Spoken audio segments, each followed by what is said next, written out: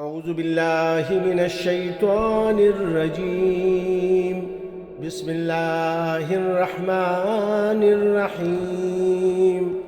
يا أيها الذين آمنوا لا يحل لكم أن ترثوا النساء كرها ولا تعضلوهن لتذهبوا ببعض ما آتيتموهن إلا أن يأتين بفاحشة مبينة وعاشروهن بالمعروف فإن كرهتموهن فعسى أن تكرهوا شيئا ويجعل الله فيه خيرا کثیرا۔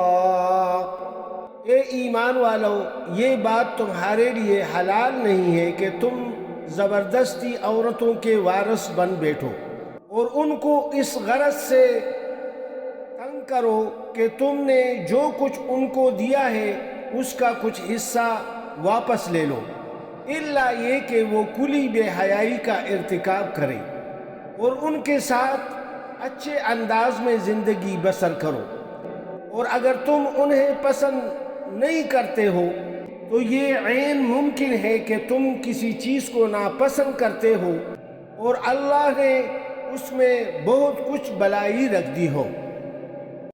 وَإِنْ أَرَدْتُمُ اسْتِبْدَالَ زَوْجٍ مَكَانَ زَوْجٍ وَآتَيْتُمْ إِحْدَاهُنَّ قِنْطَارًا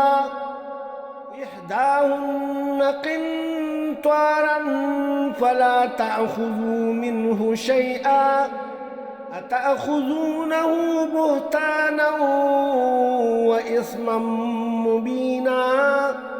اور اگر تم ایک بیوی کے بدلے دوسری بیوی سے نکاح کرنا چاہتے ہو اور ان میں سے ایک کو بہت سارا مہر دے چکے ہو تو اس میں سے کچھ واپس نہ لو، کیا تم بہتان لگا کر اور کھلا گناہ کر کے اس کا دیا ہوا مہر واپس لوگے؟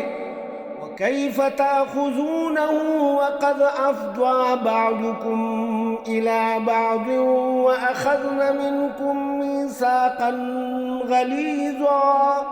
اور آخر تم کیسے وہ مہر واپس لے سکتے ہو جبکہ تم ایک دوسرے کے اتنے قریب رہ چکے ہو اور انہوں نے تم سے بڑا بھاری عہد لیا تھا نکاح کے وقت اللہ کے نام پر۔